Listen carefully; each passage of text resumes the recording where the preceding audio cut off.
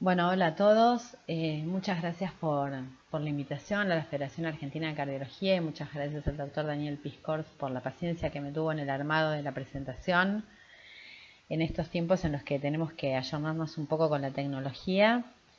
Pero sobre todo muchas gracias por haberme tenido en cuenta porque me siento honrada de participar y de que haya pensado en mí alguien a quien realmente respeto muchísimo. Bueno, mi nombre es Paula Perestrán, yo soy médica cardióloga, soy especialista universitaria en insuficiencia cardíaca y desde el año 2007, desde que se publicó el ensayo del doctor Steven Nissen, que demostró que la rosiglitazona aumentaba la mortalidad por infarto y en el límite de la significación estadística la mortalidad cardiovascular, empecé a hacer cursos de diabetes, a ver si entendía un poco más la enfermedad, en la Sociedad Argentina de Diabetes, en la Fundación Favaloro, hice una diplomatura y finalmente la maestría en diabetes mellitus en Fundación Favaloro. Y me enamoré un poco de lo que son las dos enfermedades cuando coexisten, o por lo menos de lo que implica entender la fisiopatología, y voy a tratar de hablar de eso. Estos son mis conflictos de interés.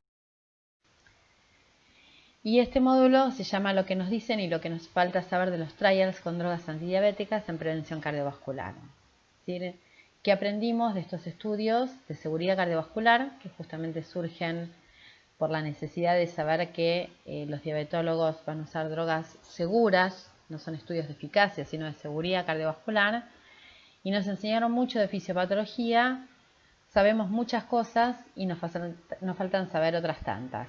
Así que vamos a ver si podemos responder a estas preguntas en el curso de esta charla.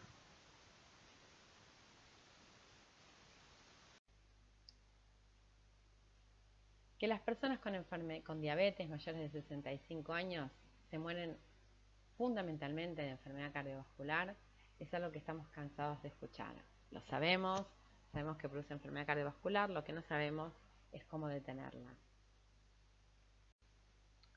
Y en general, con lo que tiene que ver es con que estábamos acostumbrados a pensar que si nosotros reducíamos la glucemia, reducíamos los eventos cardiovasculares.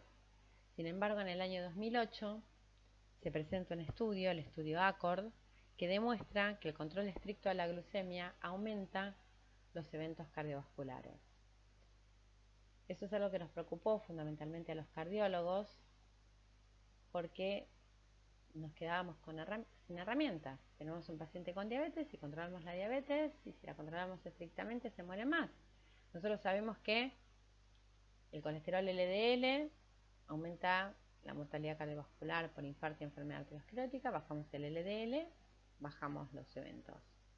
La tensión arterial elevada aumenta el riesgo cardiovascular, bajo la TA, bajo los eventos. La glucemia en el paciente con diabetes produce daño vascular, bajo la glucemia aumento los eventos. Y en el año 2007, el doctor Steven Nissen publica un metaanálisis donde demuestra que el uso de un fármaco maravilloso, un insulino sensibilizante llamado rosiglitazona, que ya había sido aprobado hacía 8 años por FDA, aumenta en forma significativa el riesgo de infarto de miocardio y en el límite de la significación estadística el riesgo de muerte cardiovascular. Eso hizo que la industria la FDA publicara una guía para la industria diciéndoles que si ellos quieren comercializar un fármaco antidiabético, tienen que demostrar que no produce daño cardiovascular y ponen como punto final el MACE, el Major Adverse Cardiovascular Events, un punto final compuesto por 3 puntas, muerte cardiovascular, infarto no fatal y stroke no fatal. Y esto, como ustedes ven, nadie pensó que los pacientes diabéticos, como segunda complicación en frecuencia, tenían insuficiencia cardíaca. Acá están las guías del FDA, lo que yo les comentaba, y ponen como límite superior para la aprobación un hazard ratio de 1.3. Se ve que mucha confianza no le tenían. Estos son los 3 puntos. Y ese cuarto lugar que dejé ahí abierto es porque después se agregaron otros componentes, porque cuando se publica el primer estudio de seguridad cardiovascular que demuestra, ahora lo vamos a ver, que baja la mortalidad cardiovascular y la hospitalización por insuficiencia cardíaca, el grupo TIMI que estaba llevando a cabo el estudio DECLARE agrega como punto final coprimario la muerte y la hospitalización por insuficiencia cardíaca. Y ahí empieza a aparecer la insuficiencia cardíaca en el centro de la escena una vez más. Estos son los criterios que impone la industria. Fíjense ustedes lo que yo les decía, para no inferioridad un hazard ratio de 1.3 o menos, que era lo recomendable para ser aprobable y requerían después un estudio post-marketing. Simplemente los estudios de eficacia son los que muestran la eficacia de la droga, cuánto baja la glucemia, los estudios de seguridad de los que estamos hablando, que no sean riesgosos en otros órganos y sistemas, más allá de lo que intentan tratar.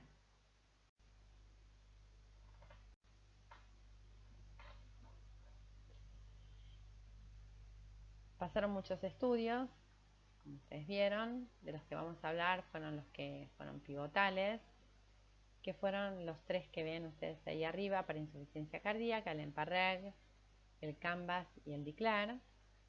Y los que están abajo, que tuvieron una reducción del MACE, ahí me olvidé de poner el rewind, me bajó un 12% el MACE, que redujeron el MACE, pero por otras vías que tuvieron que ver con la reducción de la inflamación y la arteriosclerosis. Primero estos. Este es el estudio en EMPA-REG, fue el primero de todos. Simplemente comentarles, todos lo conocen, se publicó en el año 2015. Simplemente mostrarles que la población incluida era la población que vemos los cardiólogos todos los días. Pacientes diabéticos, gordos, con un control no muy estricto de la hemoglobina glicosilada y enfermedad cardiovascular. Infarto, enfermedad arterial coronaria, stroke, angina, enfermedad arterial periférica. Y ellos ponen una tasa de filtrado glomerular de menos de 30. ¿Por qué? Bueno,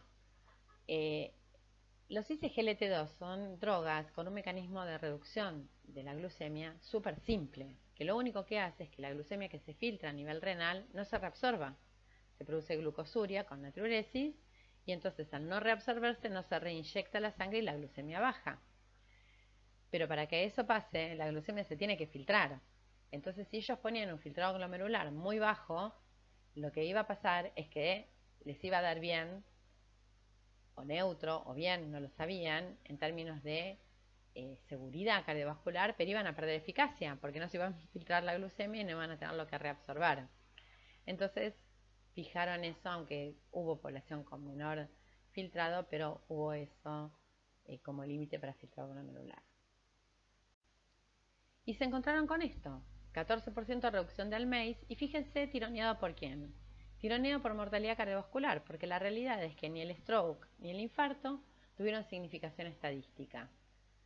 El infarto del lado bueno, el stroke del lado malo, pero sin significación estadística ninguno de los dos. Pero se encuentran con algo que les llama la atención, no solamente a Boehringer Ingelheim, que conducía el estudio. Una reducción de la hospitalización del 35% y lo que le da más robustez al estudio todavía, una mortalidad por todas las causas del 32%. ¿A quién más le llamó la atención? Al grupo TIMI. Porque el programa CANVAS incluye un porcentaje importante de población en prevención primaria y si bien el combinado les dio una reducción exactamente igual del 14%, lo que les pasó es que se quedó sin significación estadística cuando analizaron cada punto por separado y eso tiene que ver con el diseño del estudio. Si pones más población en prevención primaria, la incidencia de eventos que vos estás buscando para lograr la significación estadística en el grupo placebo va a ser menor. Entonces, el grupo DECLARE, que tenía todavía más población en primaria, agrega hospitalización por insuficiencia cardíaca y muerte cardiovascular y les da un hazard ratio del 0,83% de forma estadísticamente significativa para superioridad. Podemos decir que es un efecto de clase de los ISGLT2. Son drogas que tienen que estar en la mesa del tratamiento de la insuficiencia cardíaca. Y todo esto independientemente del nivel de hemoglobina glicosilada alcanzado. ¿Y de qué se mueren menos los pacientes si no se mueren menos de infarto y no se mueren menos de stroke? Se mueren de lo mismo, de lo que se mueren menos en el en el EFESUS, en el RALES, en el énfasis y en el Paradigm. Se mueren menos de lo que se mueren menos los pacientes con insuficiencia cardíaca. Se mueren menos de muerte súbita, de empeoramiento de la insuficiencia cardíaca y de shock cardiogénico. Claramente, fármacos para el tratamiento de la insuficiencia cardíaca. ¿Y cómo es esto? Bueno, numerosas especulaciones, que la natriuresis produce disminución del volumen plasmático, que bajan las presiones intracardíacas, que al inhibir la reabsorción de glucosa se inhibe la reabsorción de sodio y entonces llega más sodio a la mácula densa, entonces se produce un feedback glomerulotubular aumentado y lo que pasa es que se produce una vasoconstricción de la arteriola aferente. Ustedes saben que la arteriola aferente es la arteriola que se dilata en la hiperglucemia y produce hiperflujo. Tanto el paciente obeso como el paciente diabético hiperfiltran. ¿Por qué? Porque solo el hecho de tener aumentado la glucemia tiene aumentado el succinato y el succinato se une a un receptor de la arteriola aferente y produce óxido nítrico y produce prostaglandinas y las prostaglandinas producen activación del sistema renina-angiotensina-aldosterona y todo eso produce vasodilatación de la arteriola aferente, llega más flujo al glomérulo y el hiperflujo glomerular conduce finalmente al hiperfiltrado y el hiperfiltrado sostenido a la pérdida de unidades funcionantes del glomérulo. Además, este hiperfiltrado y esta alteración y esta inflamación del glomérulo convierte a las células productoras de eritropoyetina, las células productoras de EPO, en fibroblastos y la producción de eritropoyetina disminuye. Por eso el paciente con insuficiencia renal además tiene anemia. Lo que hacen estos fármacos es inhibir la reabsorción tubular, producen vasoconstricción de esta arteriola aferente, llega menos volumen de sangre al glomérulo, hay una caída inicial del filtrado glomerular, que es un efecto deseable y esperable, pero después esta caída se mantiene. En cambio, si yo sigo hiperfiltrando, pierdo unidades funcionales y ese hiperfiltrado hace que después empiece a caer el filtrado en líneas generales porque pierdo unidades funcionantes glomerulares. Entonces, esta caída inicial es una caída esperable que se detiene y protege el riñón haciendo que no siga cayendo, no pasemos de micro a macroalbuminuria, no se duplique el nivel de creatinina y haya menos pacientes con pasaje a terapia renal sustitutiva, o sea, diálisis. La glucosuria produce una pérdida de 300 calorías por día y disminución del peso, de la grasa visceral, hay una disminución del ácido úrico plasmático, disminución de la inflamación. Todo eso fueron cosas que se fueron pensando después que se encontraron estos resultados. Y por supuesto, tenemos al doctor Milton Packer, que lo que nos cuenta es que existen intercambiadores de sodio-hidrógeno tanto a nivel miocárdico, que es el intercambiador sodio-hidrógeno 1, como a nivel renal, que es el intercambiador sodio-hidrógeno tipo 3. En el miocardiocito tiene el objetivo de mantener estable el pH intramiocárdico, que es diferente del que está fuera del intramiocito, y lo que hace es sacar protones y meter sodio. El sodio se intercambia por calcio, el calcio entra y cumple sus funciones dentro de las células. En el riñón están en el tubo contorneo proximal y es el principal mecanismo de la reabsorción de sodio a nivel tubular. Hay dos enfermedades en las cuales está sobreexpresado este intercambiador, a nivel cardíaco y a nivel renal. Una es la insuficiencia cardíaca y la otra es la diabetes. En la insuficiencia cardíaca, el exceso de la salida de protones produce un exceso de la salida de calcio, que produce un exceso del intercambio de sodio, que produce un exceso del intercambio de calcio, y el aumento del calcio intracelular, todos sabemos que estimula la calmodulina, y la calmodulina produce desestructuración de la troponina y destruye la maquinaria contráctil y la conduce a la fibrosis y la progresión de la insuficiencia cardíaca. Y a nivel renal, la sobreexpresión del intercambiador de sodio-hidrógeno es el principal mecanismo de la resistencia a la acción de los diuréticos en la insuficiencia cardíaca congestiva refractaria. Los intercambiadores de sodio y hidrógeno de forma directa a nivel renal y de forma indirecta a nivel miocardiocítico producen una disminución de la actividad de este intercambiador. Esta es la manera en que lo explica. Lo que dice el doctor Milton Packer es que todo el sistema neurohormonal activado en la insuficiencia cardíaca produce un aumento del intercambiador de sodio y hidrógeno a nivel renal y a nivel miocárdico, que producen retención de sodio y las complicaciones micro y macrovasculares. Y lo que nos muestra que los ISGLT2 inhiben los dos intercambiadores, mientras que los GLP1 y los IDPP4 inhiben el intercambiador a nivel renal. Todas las drogas utilizadas para el tratamiento de la insuficiencia cardíaca inhiben este intercambiador también. No contento con eso, publicó 4 artículos más. Yo no voy a hablar en detalle de todo esto porque me llevaría una hora, pero básicamente habría un aumento de la ketonemia, del beta-hidroxibutirato, generado por un aumento del estímulo del glucagón de estos fármacos. Esta fue una teoría del doctor Ferranini, un italiano, que después, apuntando a que el beta-hidroxibutirato es un aporte de energía para la mitocondria del miocardiocito, esto fue desestimado por otros artículos, hay mucha controversia, yo lo tomaría con pinzas. Lo que dice es que esta situación produce de los ISGLT2 al aumentar la producción de eritropoyetina, que estaba disminuida, y al aumentar el hematocrito, que al principio se pensaba que era por hemoconcentración, sin embargo después se vio que se mantenía y no se perdía, como cuando usamos los diuréticos. El aumento del hematocrito, el aumento de los cuerpos cetónicos producen una situación que simula el ayuno y la hipoxia, como si fuera la altura, la hipoxia, y activa unas vías fisiológicas, enzimáticas, fundamentales para detener la inflamación, para ser cardioprotectoras y para producir la autofagia de organelas que están dañadas y que contribuyen al empeoramiento de la función cardiovascular. Son 4 artículos muy interesantes, si quieren después yo les paso los links. Es muy largo de explicar todo con detalle, pero básicamente pareciera que cada vez aprendemos más del mecanismo de estos fármacos.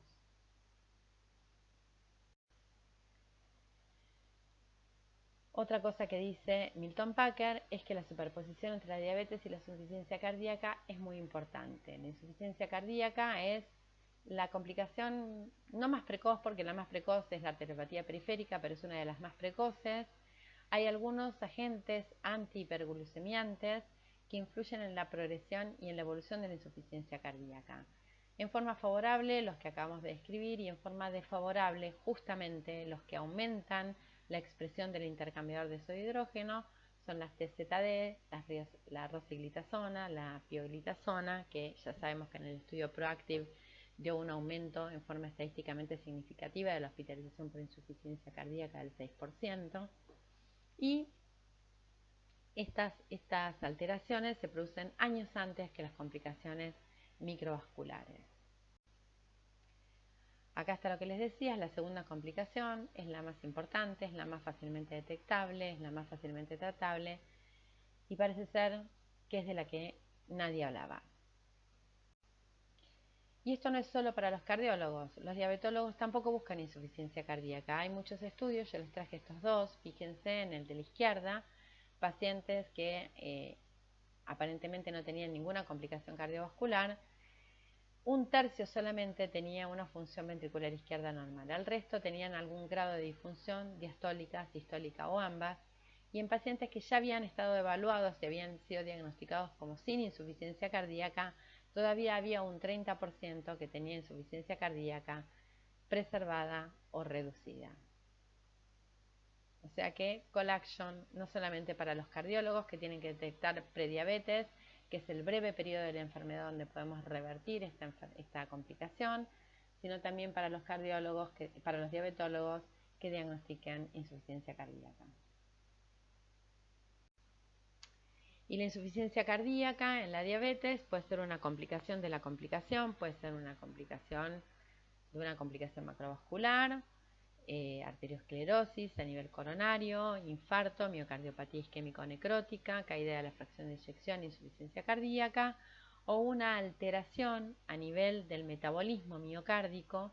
Ustedes saben que el metabolismo miocárdico depende fundamentalmente del consumo de ácidos grasos, casi en un 70-80%, y en menor cantidad de la glucemia, porque el rédito de ATP del consumo de una cadena de ácidos grasos mediana nos da más o menos 124 ATP, y una glucosa con la glucólisis, ciclo de Krebs y fosforilación oxidativa nos quedan 38, gastamos 2, 36 ATP.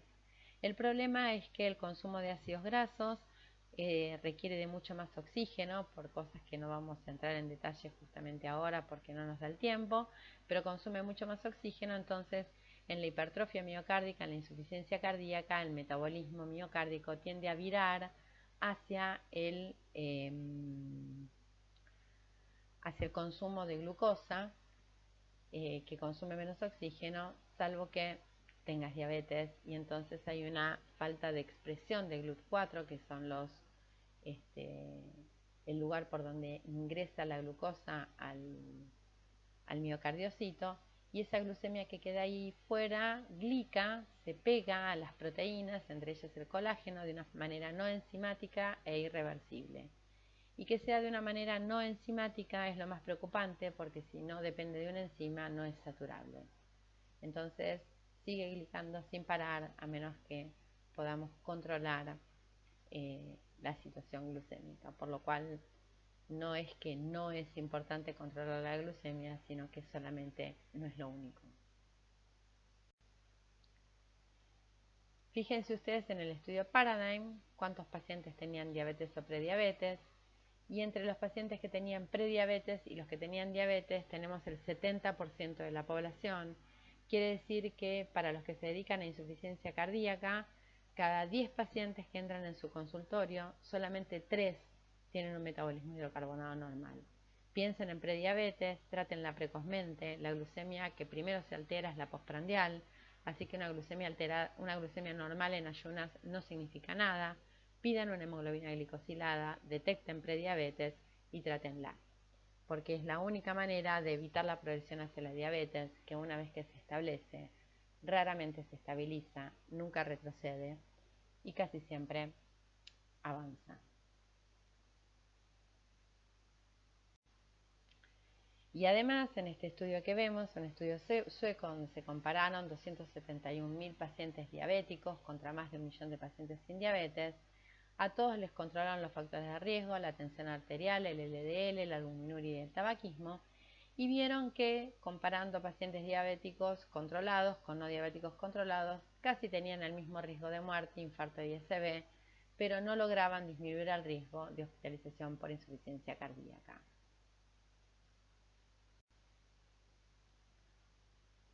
Ahí sí lo puse en maíz, perdonen. Y lo que nos queda por hablar son los GLP-1, que son estas drogas, que son incretinas, que son drogas que se producen a nivel intestinal. Son las primeras que se elevan cuando comemos en el periodo postprandial, y lo que hacen es, la glucosa cuando está en sangre va al páncreas, genera una señal pancreática, cierra los canales de potasio, cambia la polaridad de la célula y lo que hace es excretar insulina. Los GLP-1 lo que hacen es ayudar a amplificar la acción de la glucosa a nivel de la célula beta. ¿Por qué les digo esto? Porque lo importante es que si no tenemos glucemia elevada, no tenemos acción de GLP-1, porque el GLP-1 por sí mismo no es un secretagogo per se, si no está en presencia de glucemia. ¿Qué tiene de bueno eso? Que no produce hipoglucemia, que es la principal causa de muerte del control estricto de la glucemia.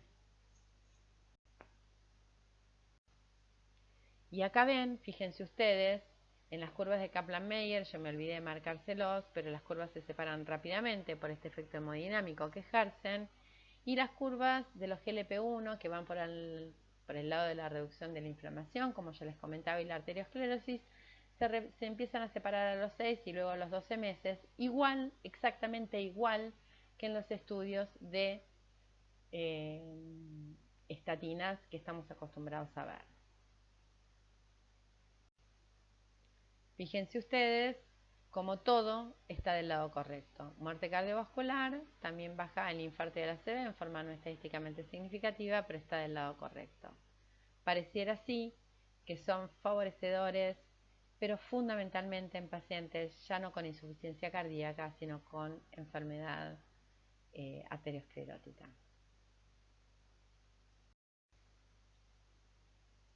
Esta es la arteriosclerosis en las personas con diabetes.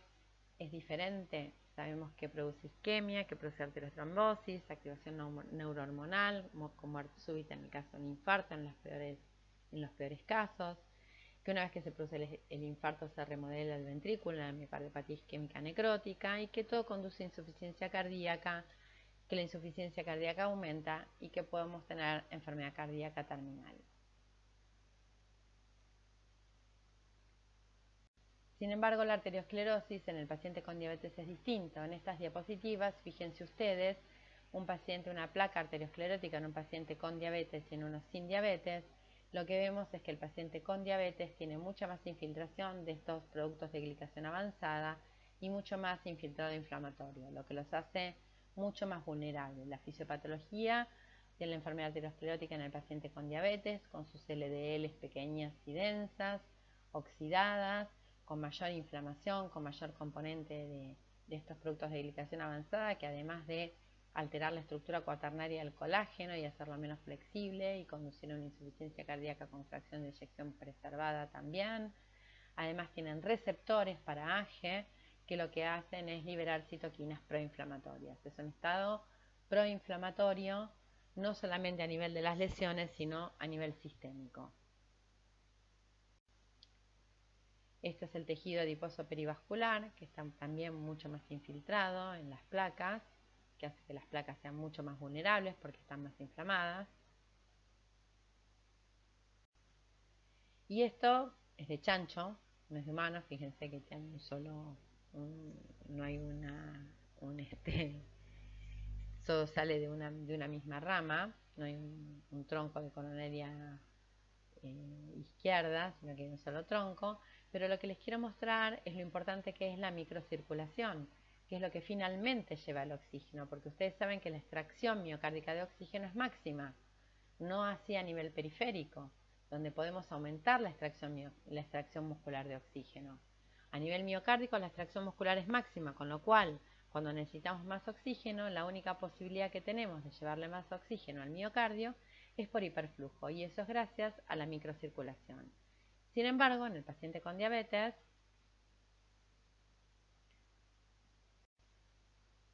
fíjense ustedes, en la médula ósea, la posibilidad de células madres para fabricar microcirculación está disminuida. Y a medida que avanza la diabetes, la migración de células madres desde la médula ósea es cada vez menor. Cada vez tenemos menos reserva coronaria en el paciente con diabetes. Estos son los componentes individuales, ya se los había mostrado, esto solamente con liraglutida en el estudio LEADER. ¿Y cuáles son los efectos cardiovasculares y no cardiovasculares de los GLP-1? Y vamos a mirar fundamentalmente los cardiovasculares directos. Aumenta la frecuencia cardíaca, muy poco, podría ser algo perjudicial, no pareciera tener demasiado impacto. Actúa en la disfunción endotelial, disminuyéndola, actúa disminuyendo la inflamación, la arteriosclerosis, y tiene un efecto directo sobre el músculo cardíaco. Los GLP-1 actúan en todos estos lugares donde ustedes ven, tienen receptores en todos los lugares, disminuyen la coagulación, disminuyen el vaciado gástrico, entonces produce una sensación de saciedad precoz, disminuyen de peso, tienen una disminución de la inflamación a nivel miocárdico, aumenta la entrada de glucosa, baja el monto isquémico en el infarto del miocardio, mejora la función endotelial, hay receptores de GLP-1 por toda la economía y tienen efectos beneficiosos en todas partes.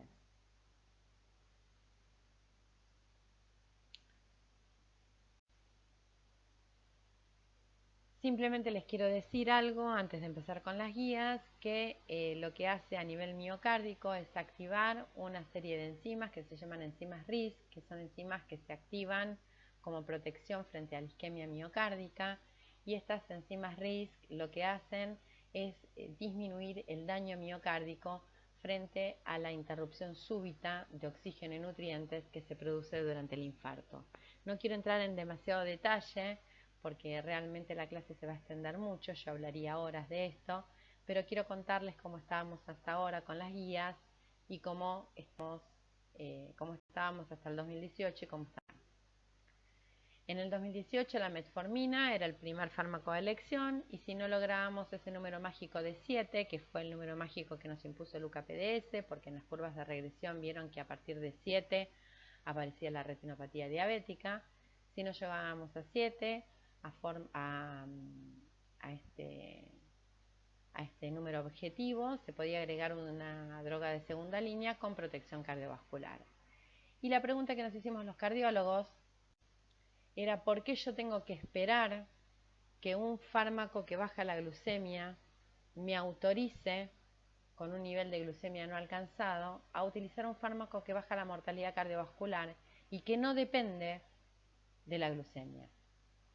Es decir, si yo ya sé que independientemente de la hemoglobina glicosilada que tenga, este fármaco me baja la mortalidad cardiovascular a nivel de la insuficiencia cardíaca o de la arteriosclerosis, dependiendo del paciente, ¿por qué tengo que esperar tener una hemoglobina glicosilada alta para estar autorizada a agregar un fármaco que baje la mortalidad cardiovascular? Y esto fue lo que se modificó este año en el Congreso Europeo de Cardiología, el año pasado, perdón.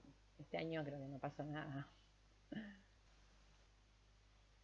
Y la metformina, del año 2013 al año 2019, se propone para pacientes con sobrepeso, que fueron los pacientes del UKPDS, que ya tenían diabetes de reciente diagnóstico, que tienen diabetes, sin enfermedad cardiovascular o con enfermedad cardiovascular de moderado riesgo. Estos son los niveles de evidencia que los cardiólogos conocemos de memoria.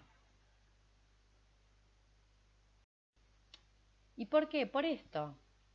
¿Por qué la metformina no primera? Porque la metformina, fíjense ustedes, eran 342 pacientes con sobrepeso que estaban maltratados desde el punto de vista cardiovascular, con alto BMI y con una medicación que no es la medicación que estamos usando ahora. Fíjense ustedes el nivel de antihipertensivos, el nivel de hipolipemiantes que tenían. Eran pacientes que tenían, sí, se bajaba el riesgo de infarto, posteriormente se vio que se bajaba el riesgo de muerte cardiovascular, pero en un grupo de pacientes que no estaban adecuadamente protegidos. Habría que ver qué pasa ahora con todos los fármacos que tenemos para reducir estos eventos, si la metformina sigue teniendo el mismo impacto. Y como ese estudio no se va a hacer,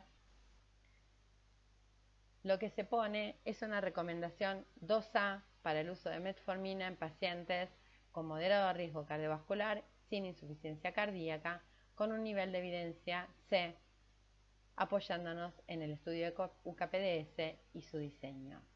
Es un estudio de hace muchos años, muy importante, fue uno de los primeros que se hizo, pero realmente a tantos años, bueno, la medicina ha cambiado bastante y la prevención y la farmacología en las enfermedades cardiovasculares ha cambiado mucho más.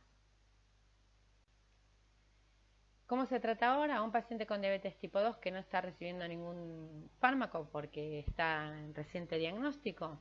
Si tiene enfermedad cardiovascular, tiene mucho riesgo o alto riesgo de enfermedad cardiovascular, lo primero que se hace es darle un fármaco con protección cardiovascular. Y si no se alcanza el nivel de hemoglobina glicosilada, ahí sí se agrega metformina.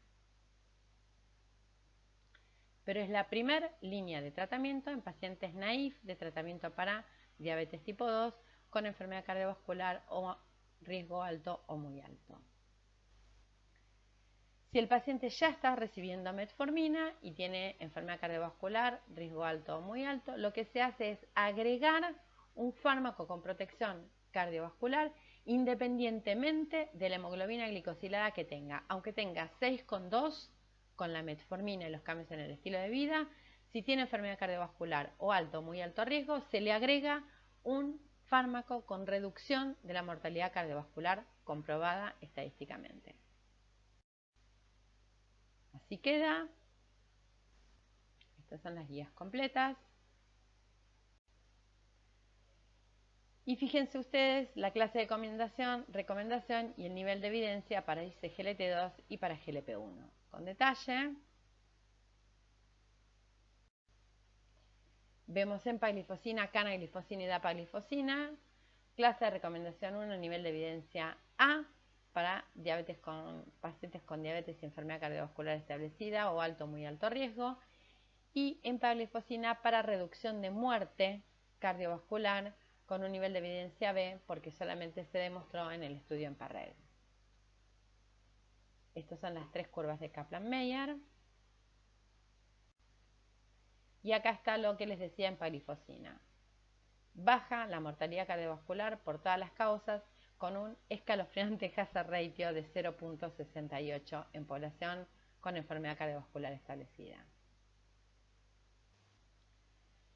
Con los GLP-1 y GLP-2, nivel de evidencia, clase de recomendación 1, nivel de evidencia A, también para pacientes con diabetes tipo 2, esto es más para pacientes con enfermedad arteriosclerótica, y liraglutide, el único que demuestra de vuelta reducir mortalidad cardiovascular.